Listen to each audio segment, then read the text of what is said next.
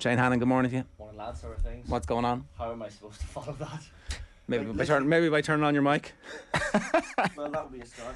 I would say, how is anybody supposed to follow the poem last week, Shane? Yeah, that was a nice touch. I should be with you now very shortly. Very shortly, but not yet. Very shortly, I'll get there. Maybe Owen's dad can replace him, says Bill. Haha. Are we there yet? We're there, Yes. yeah. You loud and No, I was clear. just saying, how am I supposed to follow that? I mean, Yeah. they throw me in after your entire family has been on to say congratulations and farewell. I do like, we can talk about anything else, and I know I'm here to talk about Formula 1, but Yeah. I have a tattoo here, Owen, on my ribs.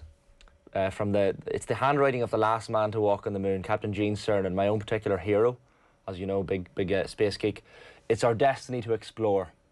It's his handwriting. So I interviewed him in 2013 over in Birmingham, and I said, when he dies, because after we spoke and sat down, he sent me a photograph of him on the moon that said, to Shane, it's our destiny to explore, Gene Cernan. And I said, when he dies, I'm going to get that handwritten on my body. Died in 2017, and the rest is on my body for the remainder of my life. But I think it's a nice mantra to have, and I think anytime you're in doubt over there and having a moment, I think you should think about that fact that it is our destiny as a human race to explore. So Probably gonna have many moments. Tattoo in the rib cage is a painful one. yeah, it was a sore one. To be fair, you could pick probably more comfortable places to get tattoos. Somewhere the fleshy part of the thigh. Well, yeah, you could do that as well. But not that there's any easy place to get one. But you'll probably come back with a tattoo, Owen. Hopefully, yeah. Like, I mean, I love tattoos, but I don't really feel like I'm a tattoo guy. So, Like I mean, GMAC. yeah, it's just there's a bit of a distance there somehow. I need to try and close that gap. Don't know how. Well, you know, some people have had some ideas on our messages over the last while. How that gap might be bridged on your holidays. Some of the comments, I know you've gone through a few of the comments. My favourite one from this morning, hopefully you haven't Just don't read get it your yet. face tattooed. Yeah, please don't do that. Mike Tyson job. Shane will live on forever. I can't believe it. Want to run to you. Really can't believe this.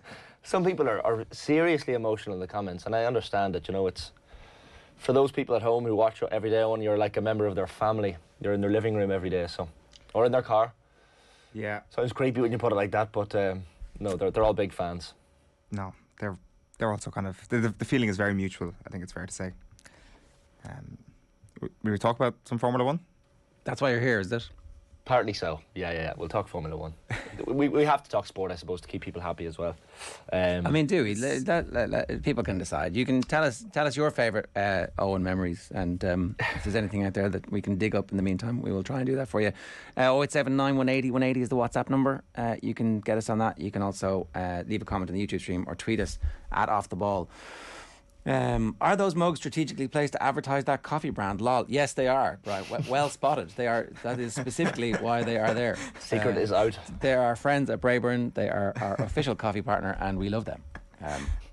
When in Argentina, check out a tattoo artist called Naza. His work is incredible. So maybe that can be That's the guy. Your treat to yourself when Argentina win. Stephen in Dublin 3 says, at least a month ago I was thinking to myself on the way to work how much worse my mornings would be if Ger or Owen left OTB AM. I'm sorry everyone, I thought this into reality. Come on, Stephen, delighted for you. Could you share the lotto numbers with us. Best of luck, Owen, he says. Good luck in your new chapter, Owen. Pleasure to listen to many of your shows over the years. Whilst on your travels, will you be doing an odd vlog for YouTube? Be good to follow your journey. He's going to become a content creator / influencer, and this will be the end of him in this format forever. He'll be like too big for us, you know. He'll be living on a diet of free protein bars and cheap jewellery. Yeah, exactly. I mean, you can get rich off like 500 views on a weekly YouTube video, right? I think so, yeah. Yeah, nice. So some people seem to manage it. Well, that is certainly the dream.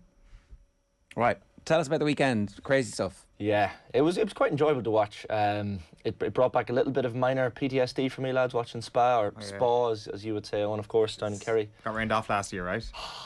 Rained off. I mean, to pick Spa last year as your first ever Formula 1 experience with a few mates, we were thinking, you know, I took a lot of the blame for it because it was my idea to go to the Belgian Grand Prix in particular, because I said it's always a great race. It's historic. So much happens at the Belgian Grand Prix every year, and it's in the middle of the Ardennes Forest, lovely region. I was chatting to John on Saturday's show about it, and the fact that it's in the Ardennes Forest, that region, at least we got some World War II history out of, you know, if anyone who's seen Band of Brothers, the town of Bastogne, and different areas around there that were quite prominent in World War II. A lot of fighting was seen in that area, but yeah, the day itself was just a complete washout.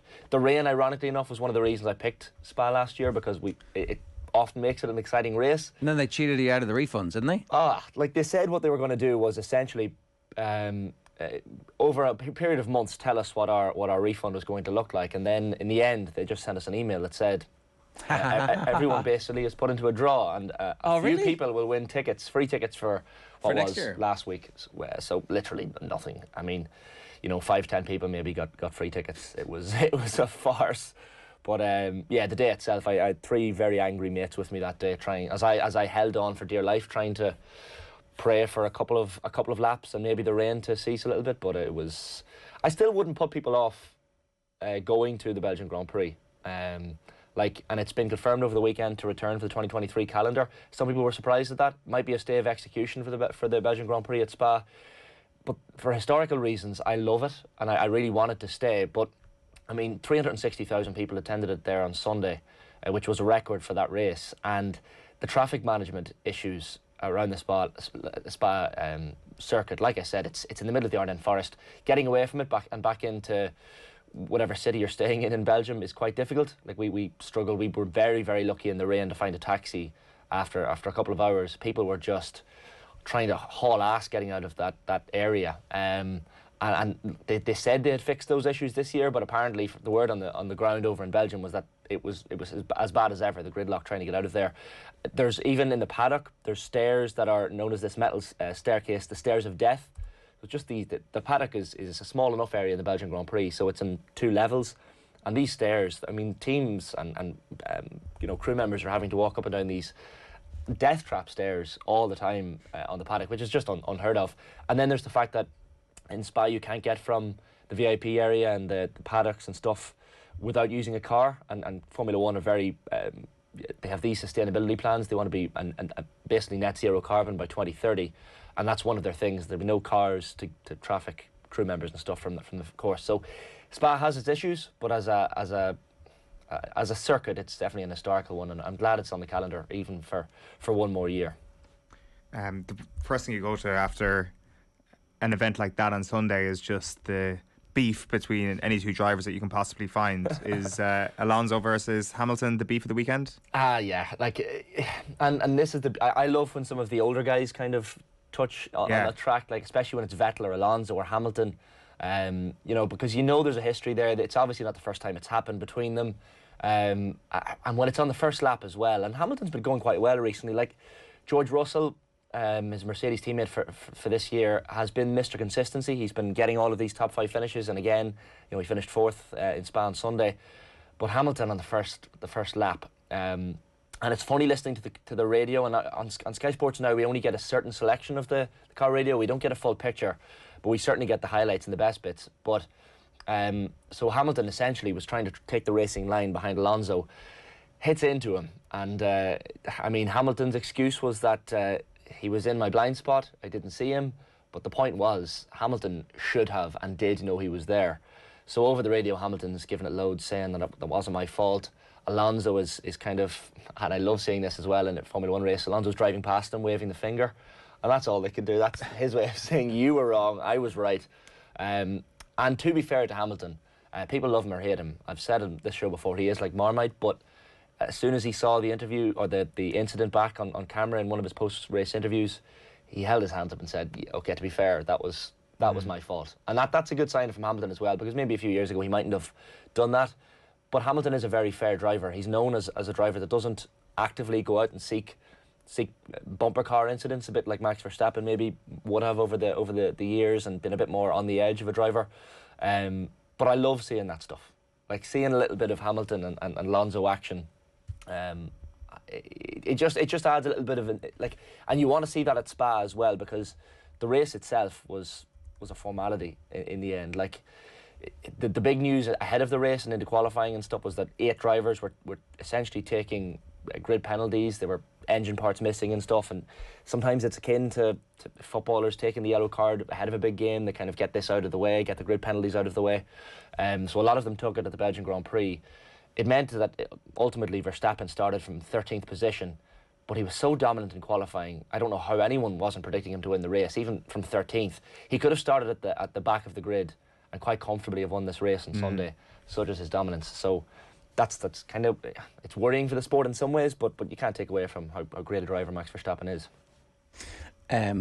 Well, I've got to ask you, the Monaghan job, Ger Brennan is the latest, and it looks like it's his if he wants it. I think we're kind of at that stage of things. Obviously, the name is leaked out, and they probably wouldn't have let that happen if they weren't relatively confident that he's going to get it. So, very young, progressive manager who's going to be very in touch with the modern trends of the game, but inexperienced at this level. So, what's the word on the street in Monaghan? Yeah, like, I'm glad to see an outside manager. I think after Banty, there was probably a need for an outside manager, and possibly a need for the players as well to maybe keep some incentive and some motivation. I know there's a couple of players.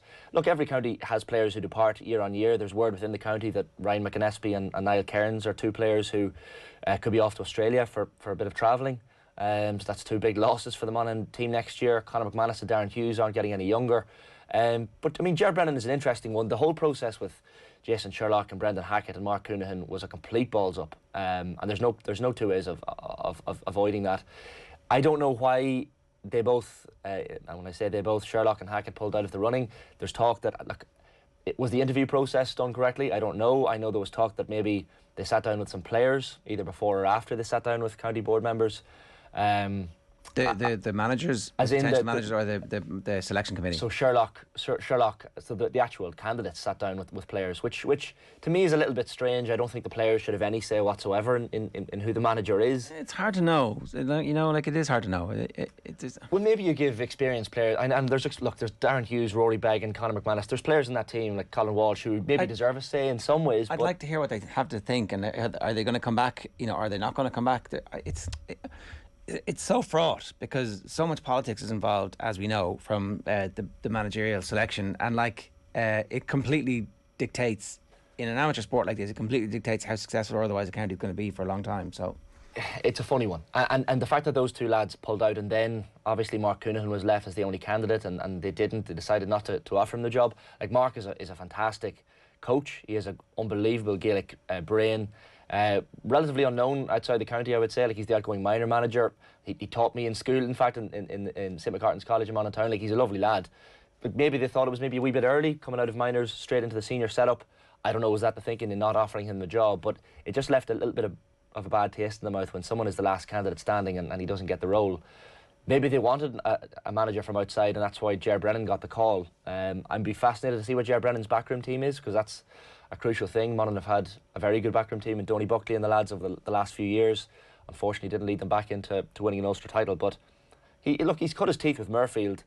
I know they lost to Sarsfields yesterday, so maybe that's why the story is probably gathering pace now, because he's probably clear to progress after the Kildare Championship exit. I assume it was a pre-quarter final, I think, with Murfield, so I assume that means they're out of the running now. They won they beat Round Towers, I think, last week in the relegation playoff. So I want to see Ger Brennan's backroom team, but he brings the name. He brings he's done great things at UCD as well as the head of Gaelic Games, the 2 Sickerson Cups after such a barren spell, and the players will all know him. And look, you mentioned the fact that he's had no inter-county experience, and yeah, that's right in terms of a top role. But he's been on the backroom team there with Carlo and Niall Carew. He's probably learned a lot of things. So very interested to see how that goes. All right, okay.